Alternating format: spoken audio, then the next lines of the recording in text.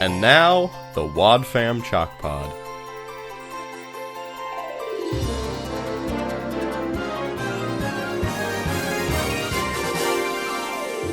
Was he? He wasn't the voice of Winnie. No, he wasn't the voice. He was the voice of Winnie the Pooh in an episode of Family Guy. Oh, that's right. Because, I spend too much time on IMDb. I think it all comes down to, like, is she pouring out of a Hershey syrup, or if they have, like, a special, like, drizzle tip, and some of them, like, have, like, a wider tip, and some of them have a more narrow, and you can, like, totally do, like, Archie stuff with the more narrow stuff, so. Yeah. No, the pear phones are great. What a terrible shape for a phone! It's shaped like a pear! He did voice a Winnie the Pooh character for a while. Did he really? Oh, he might have in the there's so many. New Adventures of Winnie the Pooh. I think it was another the New canon Adventures. that I am very familiar with.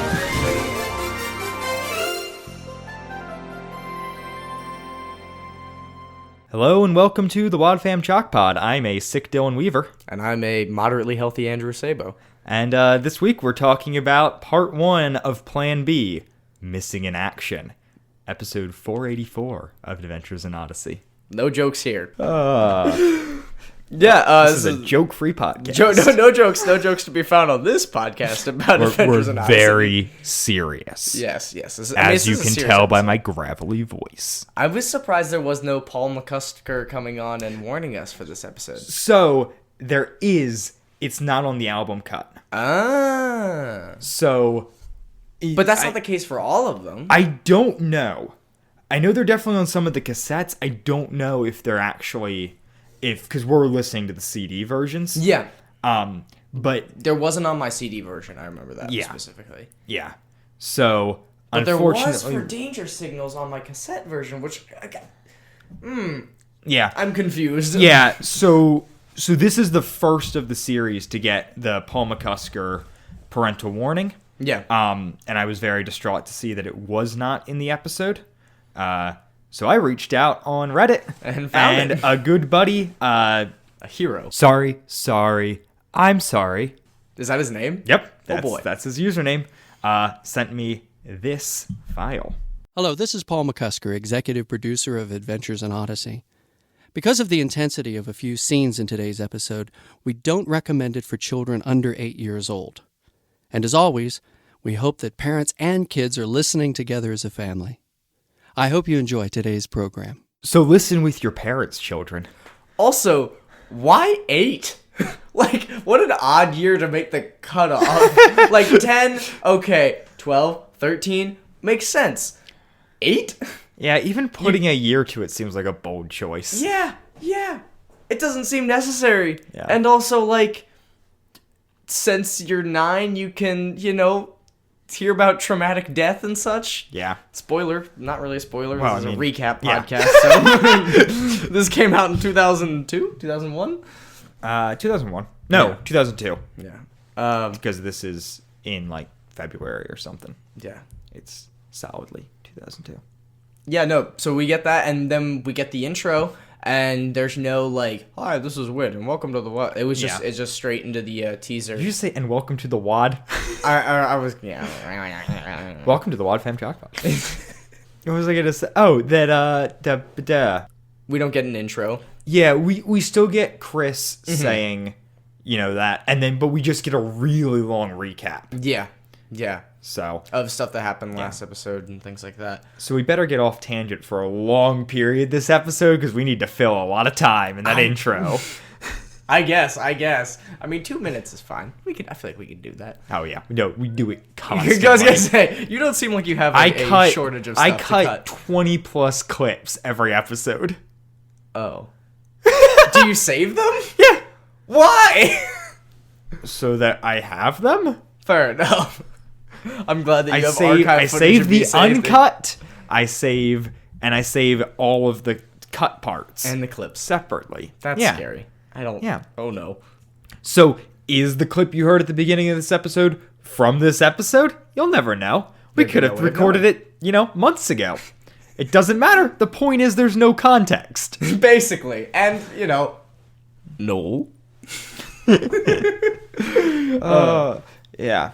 So then we launch into the theme song recap kind of fades out, and we get guitar-driven intro. Yeah, and you're like, woo!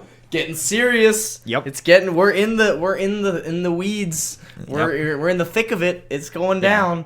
You know, drama's happening. We get electric guitar as only the late 90s, sadly dragged into early 2000s, can provide. Yeah, but like it's so good. Oh yeah. They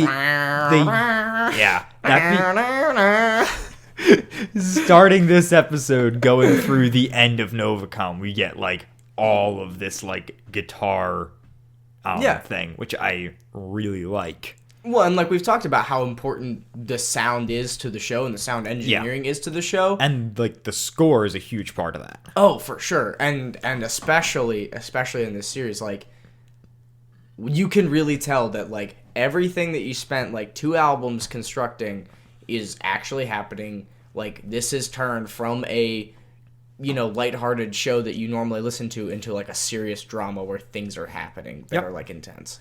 As evidenced by I'm Paul McCusker. Yeah, of course. Poor guy. I really hope he gets made fun of in real life for that. Can you imagine him? He just like goes to like, I don't know, is like, in my head he's at an AA meeting because that's the first thing I think of when you need to introduce yourself. But it could be anything really. It's like, hi, I'm Paul McCusker. And everyone in the room just echoes back, executive producer of Adventures in Odyssey. It's like when you say Colorado Springs, Colorado, and the other person always finishes the zip code. 80995. Oh, I did that to Dylan the other day. Yeah, we did this a couple days ago. Got him. All right, let's roll the promo. Mysterious emails, confusing details, and missing people. Yes, he left about a week ago. A week? Where'd he go? He didn't have a chance to give me any real details. He left in such a hurry. On the next Adventures in Odyssey, everything is changing fast when the clues lead Whit and Connie to... A funeral and a wedding? The plot thickens for everyone involved, and when all else fails, it's time to go to Plan B on the next Adventures in Odyssey. Oh boy. When all else fails, go to Plan B. Yep. No jokes here. No jokes. Dang it. There's a lot there. To work through. We don't know. Like that's not a voice that we recognize. So that's a weird thing in a promo. Yeah. And then a funeral and a wedding. Yeah. And like, it's just like they say that so many times over the course of the episode too. Like this big bit. You're like, oh gosh. Yeah. It feels very tropey. it does come across pretty sitcom-y. This is the promo for Plan B Part 1 and 2. And then 3 and 4 have a separate promo. Interesting. But they didn't. And they all aired on separate weeks. Yeah. That's so weird. I mean, I guess they do a thing where they do it for... What did they do for 3-parters, though? Did they record one promo, or did they record a second one for the third part? They probably have done both. I guess. What do they do for a 12-parter? No promos? I don't know if they still have promos. Just listening to the promo, especially after listening to the episode, when we get all that like the good guitar music, and then the promo is just like this jokey, weird like Inspector Gadgety music, yeah. And it's like it's not bad, but I don't know. I don't know why the promos always have such bizarre backing tracks. Yeah. Whatever poor intern that was in charge of the promos really just bungled that. Like I don't think John Campbell is doing the promo music, but I could be wrong. I hope not. My gut says no though, because it seems like significant step down. Yeah, it seems like they're pulling from like an archive. Yeah. Of like 60s. Speaking of which, 60s TV music. This is skipping ahead, but it fits the question. Eugene comes back in this episode as like a voice actor. Did he record it, or are they pulling from old audio? I am like 95% it's pulled from old audio. That's what I thought too, because it sounds so much different. Yeah. The first I didn't think about it as much during the first clip when we hear his half of the phone conversation. Mm-hmm. That didn't feel like, oh, that's like pre-recorded audio, because they weren't actually, we were just hearing half a conversation, so it seemed kind of right. Yeah. But when they are doing their wedding, that is absolutely pre-recorded. Totally. Like, I think Katrina's stuff might be new. Yeah, oh no. But Will Ryan did not come back for these episodes. No, not at all. And also, like, very evidently. Yeah. They did, like, a pretty good job. Yeah, I to wouldn't where, have like, I picked don't up think, it on as a kid. Right, that's what I was going to say. But, like, listening now, especially as someone who does audio editing, I was like, yeah, that is... You can tell. Those aren't new lines. Well, and the reason that I know that it's different... Well, the thing that hurts is that I can kind of tell what episodes they're pulled from. Yeah. That hurts me a little bit, but also makes me happy. But, like, also, during the marriage scene... Spoiler alert, it's Katrina and Eugene that get married. Like, Katrina's audio and her dad's audio is really good and sounds like it's like very, like, it was produced together. Mm-hmm. And then Eugene comes in and it sounds like he's, like, sitting in a corner talking through a tin can. Yeah. He sounds like our early episodes of this podcast. Oh boy, you're not wrong. It does. It's a little too close to home there. So the episode starts with Whit and Connie, and Connie comes in, and there's a bunch of messages for her left by Mitch, right? There are a bunch of messages for her left by Mitch. Nine at Whit's End, 8 at home. Yes. Total of 17 if you're keeping track. That's quite a few. Also, some of them seem kind of redundant. One just says... Call me? Yeah. Is the first one, and Whit's like, I took that one. It's like, did you need to take that one, Whit? Yeah. Could have you just been like, hey, Connie, Mitch said call me. Yeah. You have to write that one down, but whatever. Yeah, and also, like, but he keeps calling. Like, keep calling Whit's End. Yeah. For that. Like, I mean, maybe home, maybe, or like if it was a cell phone situation, but we're obviously not there. Well, we do have cell phones. Yes, we do. Jack answers a cell phone later in this episode. True, and it was probably ginormous. I mean, 2000. It was my flip phone. Yeah, it was definitely a flip phone. But do you think it had the little antenna you have to pull out of the top? I don't know that it did. Oh, it could have. Actually, it could have been one of the bar phones. The slide ones? No. The ones that were like just the 6 buttons and the screen. Yes. Like no. But yeah, because this is 02. But those so still there had are, those still had the little sometimes on the top. Yeah. Like for the antenna. Yeah. This is we are not in like big ole flip phone like cell phone jokey thing, but we are still well before smartphones. Definitely. I wonder, as someone who hasn't kept up with Odyssey, I wonder if Odyssey has embraced smartphones at all. I mean, when I stopped, they hadn't, and smartphones, I stopped in 2012, 2013. Smartphones have been out since 07. Yeah. So, no, maybe they don't see it as something worth mentioning. I mean, maybe, kids start referencing texting more. Yeah. And, I wouldn't be surprised if that was something that they start tackling soon, because it's kids aren't spending any time outside. That seems like something focused on the family target. They've done that, in the Novacom Saga, so it's definitely something they target. Do you remember the episode Gloobers?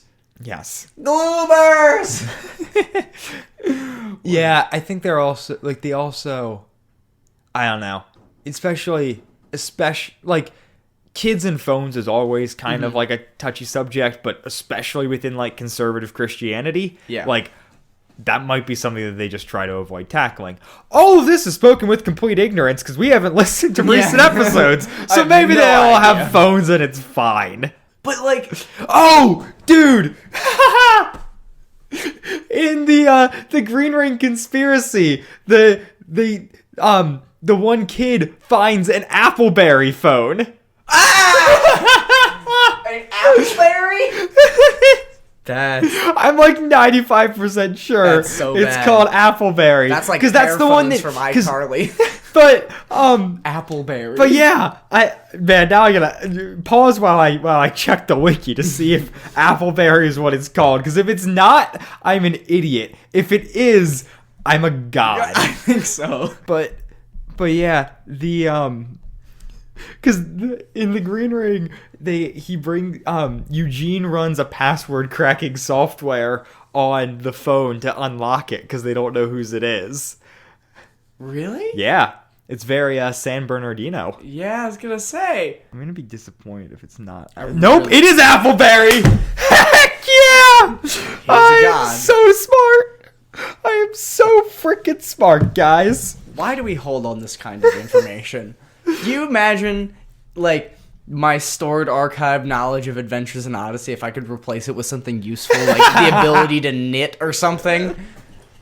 Yeah. Like, those lanyards you make at Yeah. summer camp and you have to braid the pattern. I can never remember the pattern, but I know so much about this. Yeah, I knew Appleberry, guys. This is bad. That's Yeah, not I know even that a when joke. I remember when Eugene says, "I love you" to Katrina, I'm pretty sure it's pulled from the game show episode.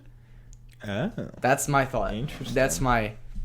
That's where I think it's from, but obviously it could be from a multitude of places because Yeah. I'm sure they say it more than once. But Yeah, I was kind of surprised his inflection was weird. They didn't address it on the wiki, which is the Yeah. only reason I thought, is this not archive footage or audio? Archive audio?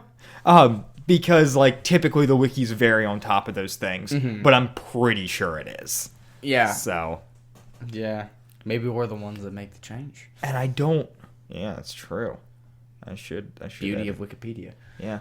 I need to just like write a letter to Paul McCusker or something like that. Like I just want to hear his stories from making this. Like, there's got to be so much of that random stuff that doesn't show up in the trivia. Yeah.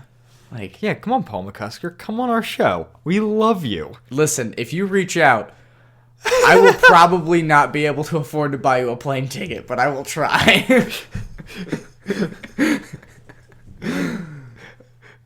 What if It's 2019. There's Skype. True.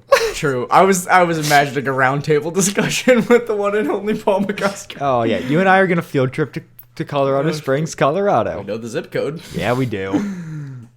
Very Box important. 9800. Vancouver, BC. That's B6B. 4G3. And when you do, be sure to ask how you can get a copy of today's episode. It's called Plan B Part 1, Missing in Action. Oh no. All right. We should keep moving. Yeah, we do. We do need to keep moving. So with all the messages from Mitch, Yeah. but when Connie walks up into the place, we hear Whit say, "That's it. I'm gonna look for him." And Connie's like, "That's what? You're gonna look for who?" And I was like, "Yeah, Connie, you're What? right. Why is Whit playing the pronoun game?" Yeah, and also, but no, nope. Why would you ever say that? That's it. I'm gonna look for him. Yeah. So My henchmen didn't do their job. So Whit's finally, after 2.5 albums, he's like, "Yeah, I mean, I guess I care enough to go find Eugene." Yeah, and it's also like they've just kind of vaguely mentioned him, but this has definitely taken place over the course of like at least 6, maybe not 6 months, but probably. It's probably been that long. Yeah. It's been a while. He's wrapped up in his project a at the while. college for the last 8 years. Yeah. Maybe we should check. Yeah. It's just like, why? Yeah. And we do get the implication of like, oh, Eugene, like they're we do talk, like they reference Eugene working at Wits End and that sort of thing just in episodes like we don't get to hear, but he's actually there kind of deal. So that's kind of how they keep it alive, is just like pretend that Off-screen. we're just missing him. Yeah. But He's not home right now. yeah, but it still feels crazy that after all this time, Wit's like, all right, now I care. Now I care. Let's go find out. Well, and also it's like, even recently, like, isn't it normal, even if you're wrapped up in a big project and not working there, to still go by and like visit your friends and stuff? Yeah. I mean, the short of it is they didn't have Will Ryan during this period. Yeah. Because he was off doing, I don't know, Winnie the Pooh or something. I hope. So then Whit's kind of mad at Connie for continuing to avoid Mitch and is like, well, you're going to have to see him because he's coming over here. And she's like, well, can I just come with you to find Eugene? Yeah. And I was like, oh, poor Eugene. He's only, like, Connie only cares about finding him because she's avoiding Mitch. Well, and then Whit's like, I just want you guys to have a good talk. And I'm like, you're not wrong. And Connie's like, I want to too. I literally yelled when I heard that. I was like, no, you don't, you liar. You're running from your problems. Yeah, you have full power to do that. If that is something you want. She's reached out 17 times. Yeah. But anyways, so Connie's like, yeah, Nick can just cover the store, and then I'm gonna go, hunt down Eugene with Whit. At which point I was like, I really want to hear the conversation where Mitch walks in and is just talking with Nick. Yeah, because Nick's such a weirdo. Like, I love Jinx, you owe me a soda. So basically, yeah. So they go to Eugene's apartment. Yep. And he has a key, and Whit declares it an emergency, and goes in, and there is a scene of ransackery. And Eugene's hard drive is missing, and it looks like somebody turned his dresser upside down and shook out all the drawers. And all of his sweater vests are missing, and of course Connie notices it because she has ovaries and can sense that sort of thing. she says all his clothes or all of his vests are gone and all of his suitcases, and so she's implying, that he just came and stole everything, and then she's like, or he was robbed by a vest lover, which is just a funny line. Of course. But yeah, we didn't have Nick in this episode, so we needed to get our dumb humor somewhere. Yeah, I don't fully understand what happened here. What do you mean? Because Eugene and Katrina went to their house, and they got the hard drive and clothes and left. Yeah, which we find out later. Were they trying to make it look like they were broken into, though? Or were they just throwing stuff everywhere while they were trying to leave? Because both of those seem kind of weird. Like, I get, like, trying to do something in a panic and making a mess, but their house was, like, ransacked. And also, Eugene's very tidy. Oh, actually, I guess this is just Eugene's house, not Katrina's, because, they weren't married yet. Yeah. But yeah, I don't get what they were trying for. Yeah, I don't either. I can't figure out if they intentionally ransacked it or Eugene was just very, very messy trying to gather his things as quickly as possible. And grabbing stuff and when I think about it, when he says it looks like it's been ransacked, right? I imagine an incredibly dirty room where stuff is thrown around and whatever. Yeah. But normally I do that when I'm looking for something specific, and if you found you can't. Your hard drive can't go missing. Right. He got the hard drive out of his computer, and he got vests. Yeah, maybe he was just looking for something specific, like a picture of his dad or something, and was throwing stuff all over the place. Yeah. But it still seemed like of the two options that he was trying to make his house look like it was broken into, or he was just rushing and throwing stuff everywhere. Well, and that's what I've heard. Neither makes sense. Yeah. Neither make full sense. They're both okay, kind of, sort of. Yeah. But yeah. So yeah, that is. It could have been something to throw off, if he was panicking, he wanted to make it look like he was ransacked. It could throw potential pursuers off their trail, right? Police get involved or something right. like that. Yeah. That's what I wasn't sure If you about. could establish some sort of alternative storyline where somebody else took it instead of him, which we do learn. Basically, he goes, the hard drive that he's grabbing has the research on it, right? Oh no, that's what he steals. This is just his personal stuff, I think. Okay. Yeah. I think Why wouldn't he just take his computer? Oh, no. too much, like too big, probably. You know, it's Eugene. He's got one of those like 3 foot by 3 foot gaming rigs with like clear acrylic on the side and all the RGB lighting. Yeah, for sure. Okay, You know, fine. they had that in 2002. Yeah. Well, and that's what I was thinking, like, this giant monitor. I'm like, I feel like I've disassembled my PC pretty quickly. No, that's actually true. He would have to toggle, if he was taking his whole computer, he'd have to tug along a CRT. And, no. No, I don't want that. No. That seems very inconvenient for going anywhere fast.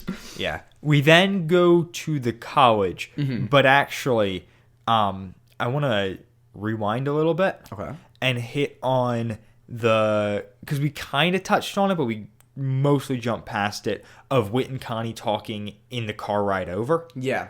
Because this is Post where secrets so she found the picture of the girl in his suitcase, and that she connects to be somebody incriminating, the guy who put the modem in Whit's end. And so, like, she's obviously avoiding him because she doesn't know how to deal with this, and so she's talking to Whit, and they have this discussion where it's like, Whit wants them to talk it out and establish some sort of communication and mutual trust, where Connie's like, I don't trust him, but I do, but, like, I don't want it to sound like I don't trust him, because I don't want to be that person. Yeah. And, like, again, very relatable. Whit has a pretty cool piece of dialogue where he's like, well, one day you're writing his name and chocolate syrup on people's sundaes, and the next day you're checking the post office for wanted posters. Don't know why Whit's Southern and has a speech impediment. I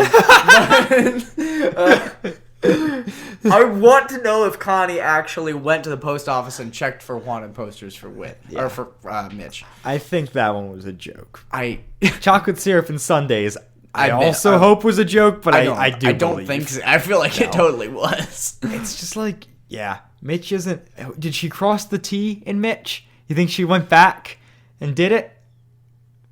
I mean, if you wrote it in cursive. Right. Well, if you're doing something in syrup, you have to do it in cursive. True. You're right.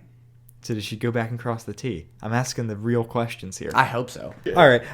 The other thing is, it was one of the first times where I was like, first times in a while where I was like, I really do like Connie and Whit's relationship dynamic. Like, and you can totally imagine it, like they're sitting in a car, like they're having this kind of conversation, like there's a whole lot of stuff going on that's a lot bigger than them, but like he still genuinely cares about her. Yeah, it's nice, and he's giving, like, he's putting input without being like preachy and telling her what to do. Yeah, he's just kind of helping her process through things and trying to figure out where she's at. And I really genuinely appreciate that. Yeah, and it's definitely a contrast to what we've seen of him in the past, which is very much like bullet point truth telling, you know? Yeah.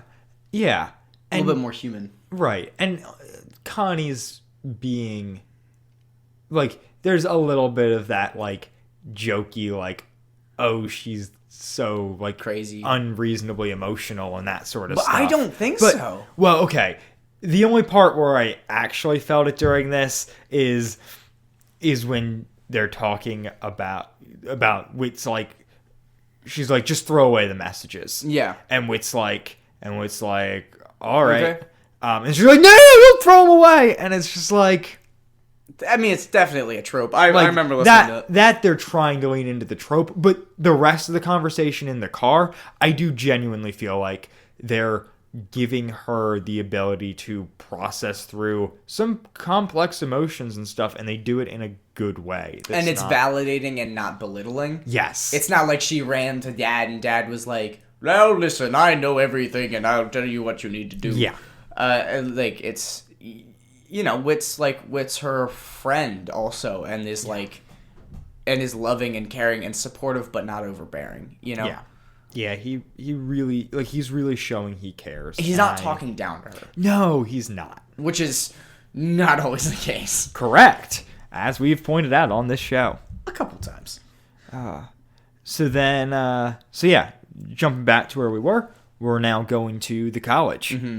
And then so they meet. Is it the librarian, a secretary? Who is it? Yeah, I think they go to the librarian first. It might be a secretary. Their assistant. So it's just an assistant. Okay. And ask, and are asking about Eugene, and she was like, yeah, he hasn't been here in a week.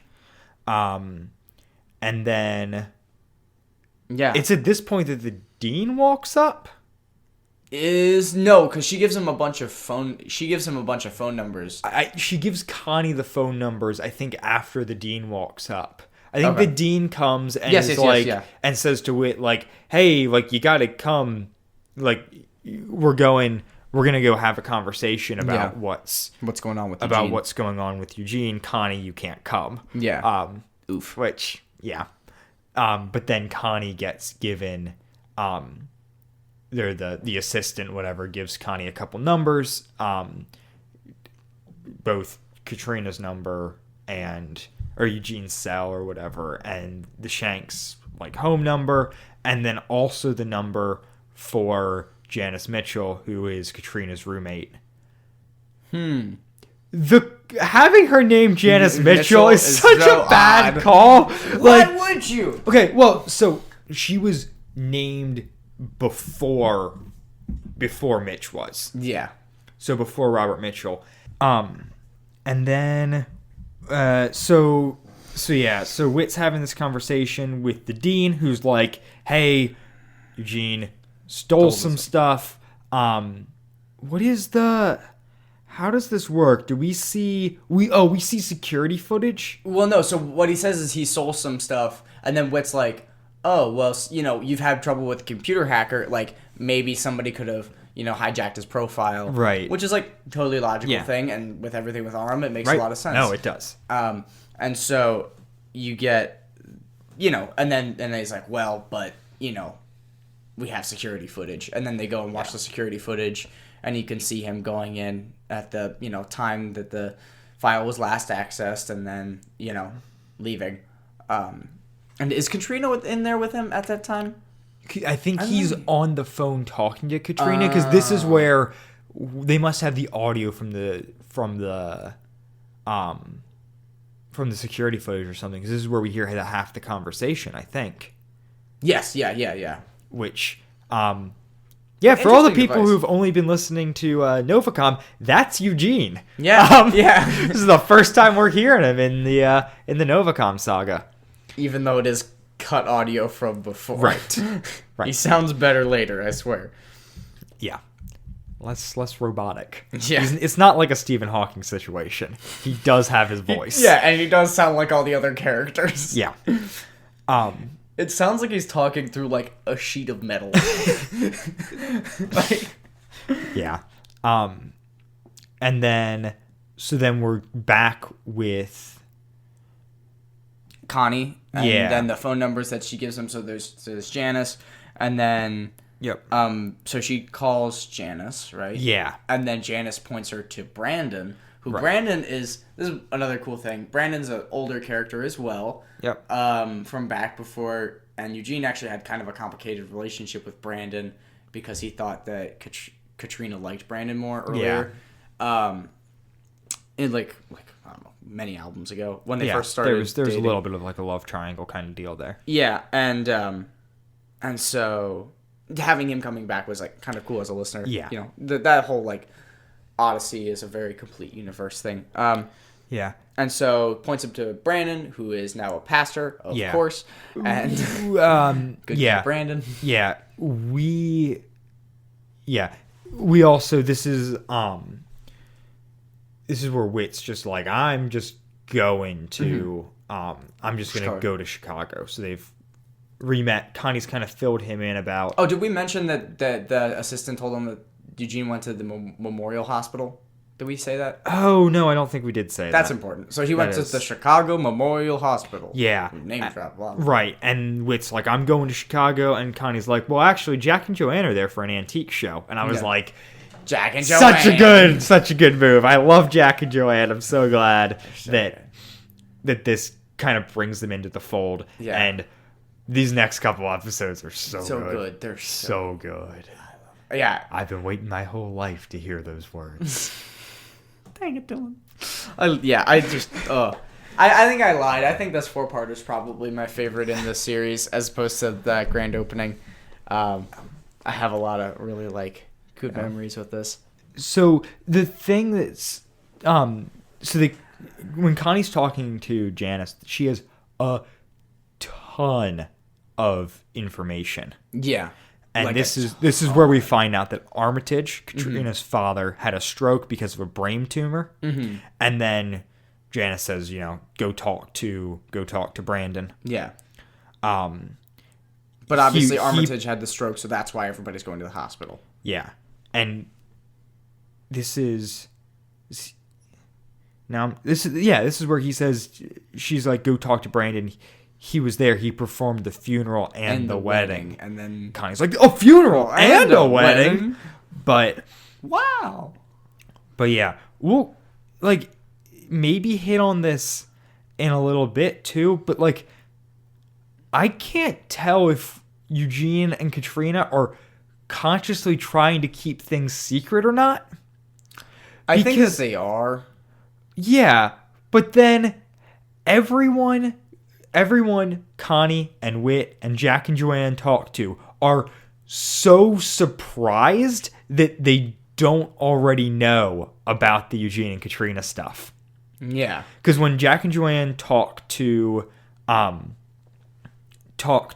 Brandon at the house, when Connie is talking to Janice on the phone, everyone is very wow. How did wait, nobody tell us? you don't know? Oh boy, you better sit down and all this stuff. And it's this just happened, right? Yeah. Within the past week, but it seems like all of the people Katrina's connected to know, which makes sense because Armitage is her dad.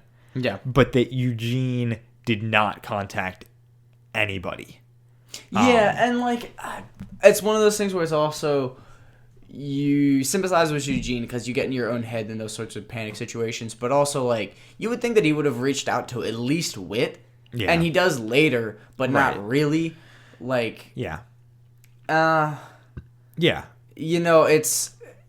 It seems a little unnecessarily secretive, but obviously it's written that way to create drama. And so you get the whole situation where Jack and Joanne meet with Brandon. Brandon catches him up on the whole stroke situation.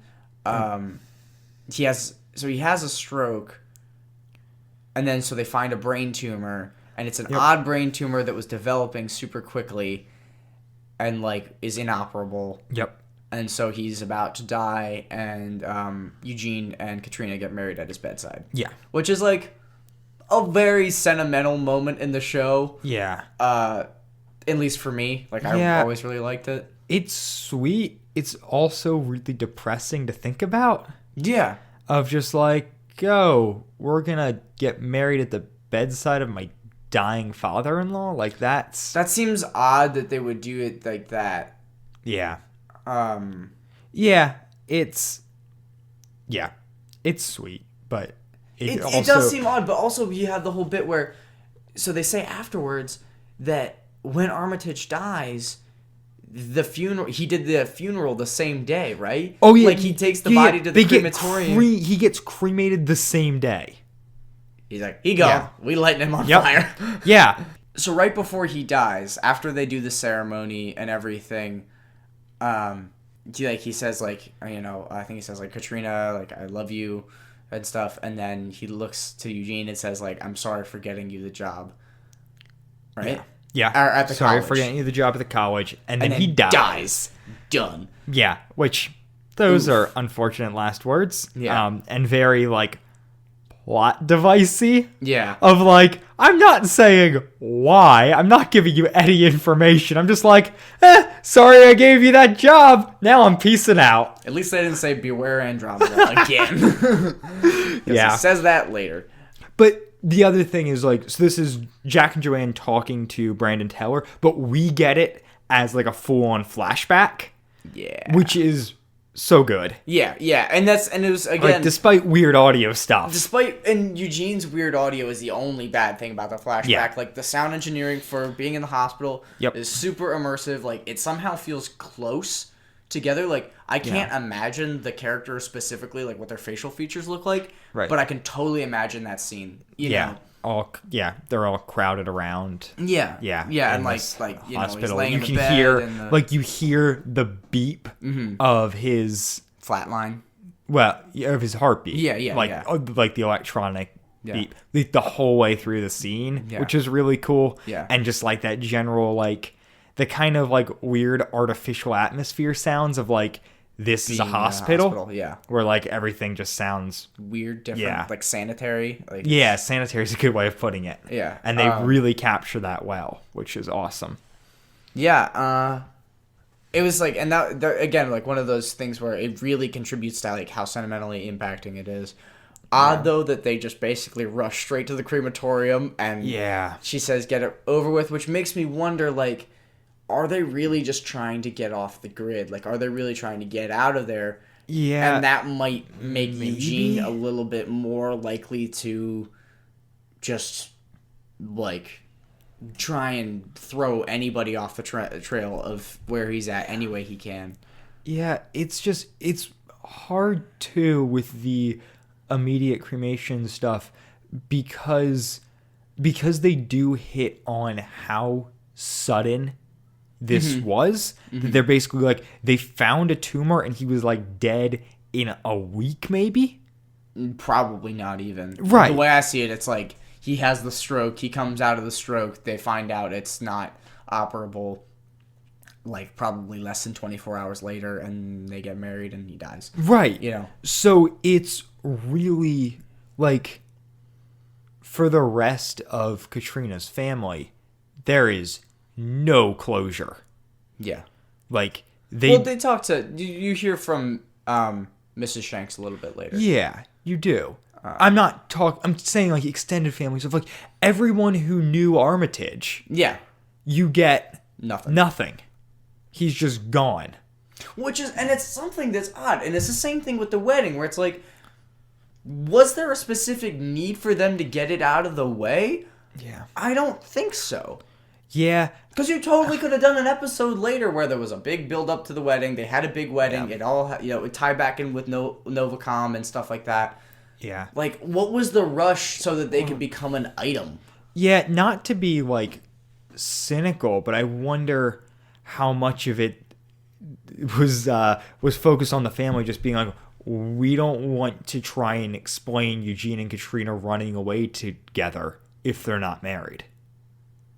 That's probably exactly it. Because they are leaving Odyssey and are gone together for the rest of the time, and focus on the family is like, okay, well, we have to rush a wedding here, of just like, not wanting to deal with logistics and questions and all that, and just being like, you know what, we can just get them married here. But it is such a crazy thing to think about, like, because like we get to experience Whit and Connie's reactions of just like, what in the world is happening? Yeah. And we also get to hear that like Janice and Brandon knew about the goings on. But I'm thinking about, like, does Katrina, like, I assume Katrina's an only child? Yeah, that's kind of the vibe you get. But like, even like other family, like, does Armitage have siblings? Like, all this stuff where I'm just like, and so much has changed so quickly, and it's just like, that's a lot. It's incredibly dramatic, and I think it probably, well, to restate myself, like, it adds to the drama because there is so little closure. It's just moving and it's moving, and like there's no outro really. Like, it just cuts to the next, like, it's gonna cut to the next episode. Yeah. Things start moving, and maybe that's intentionally done because it makes you care more and it makes you ask questions and like immerse more. Yeah. It definitely adds to the suspense and mystery of this series. Yeah. Because it just seems like so much is just thrown out of the way, like haphazardly. Yeah. Like big life things like funerals and weddings.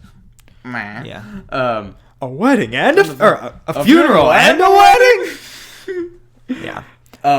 And so one other thing, I'm just gonna like cut through all this tension and stuff that we've been talking about with the thing that needs to be addressed of, her dad's name is Armitage Shanks, which is a company that makes like sinks and toilets. Is it really? Yeah.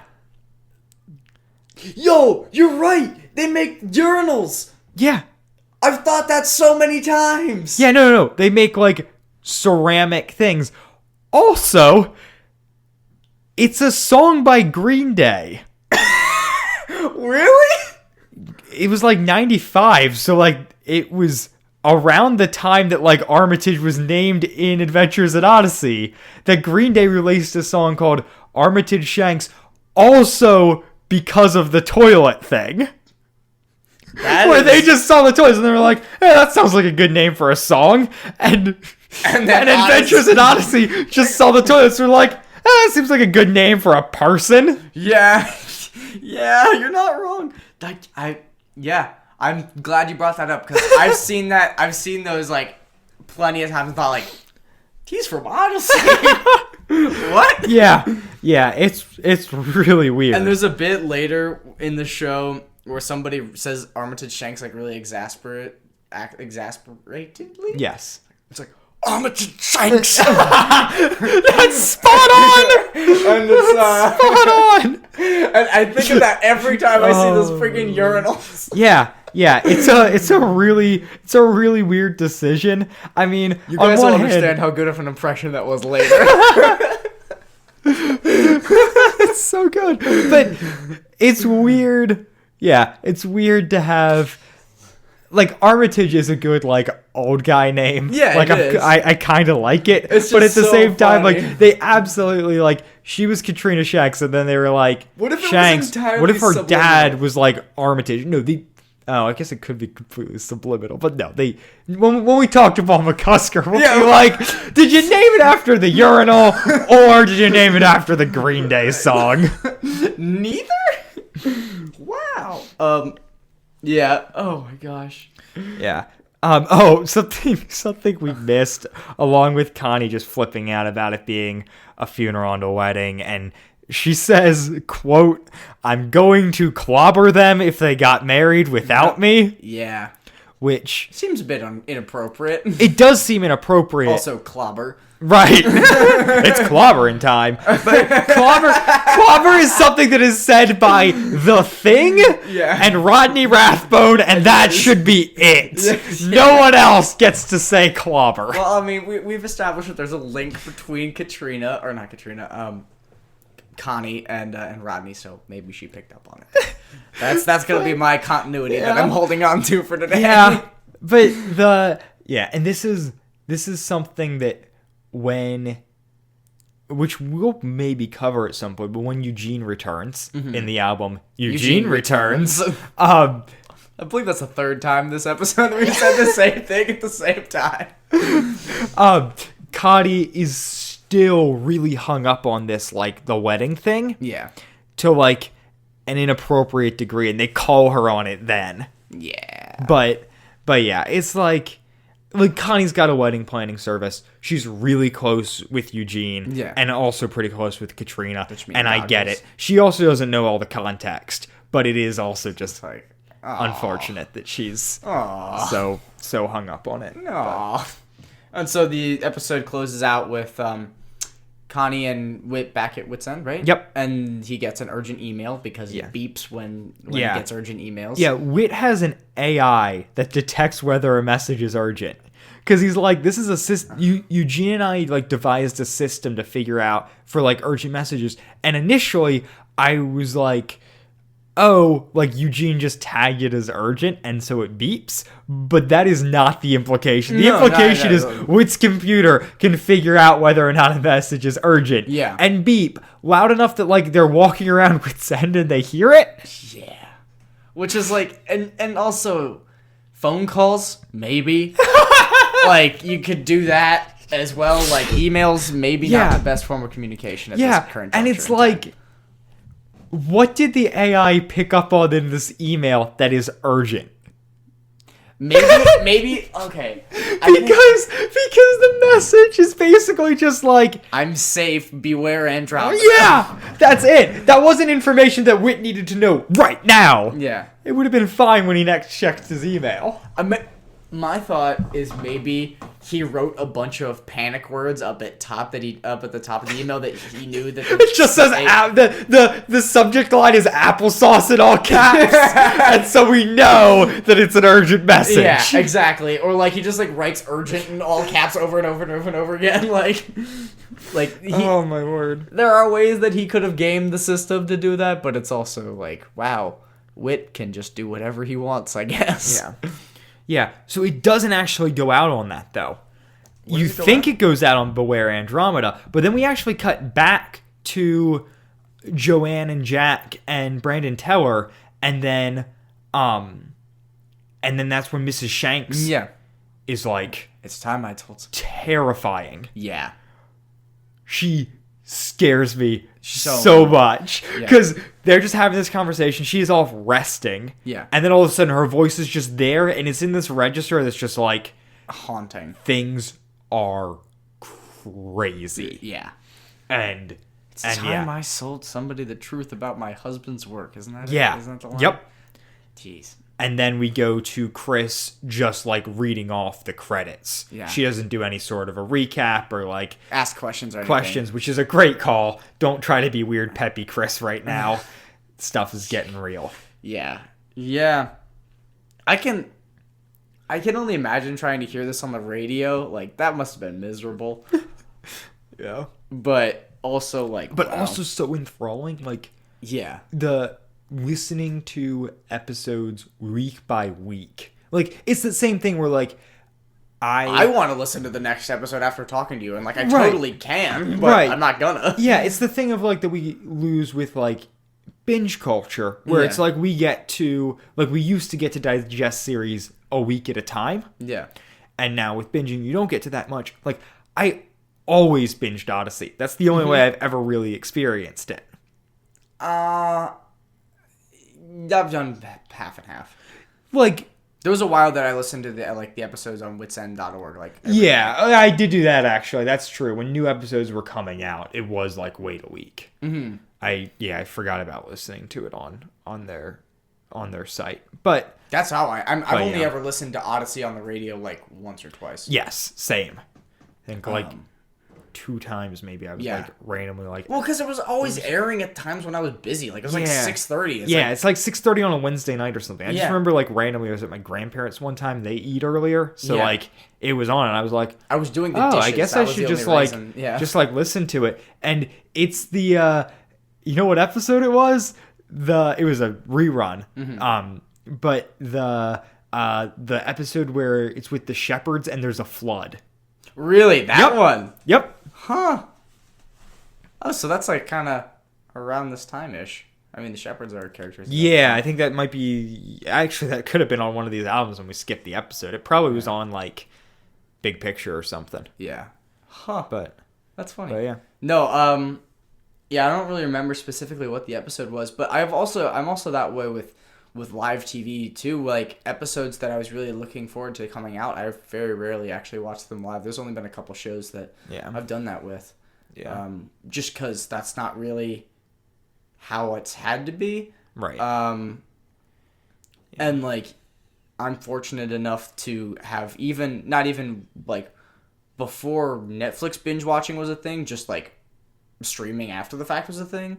Like I followed Survivor for a while, and I would just watch the episode the next day or whatever. Right. Yeah, because you could watch it through like a lot of network TV. You could watch through the sites for free with ads. Like that was standard for years. Yeah, for a really long time, and I don't know why they got away from that. Honestly. Yeah.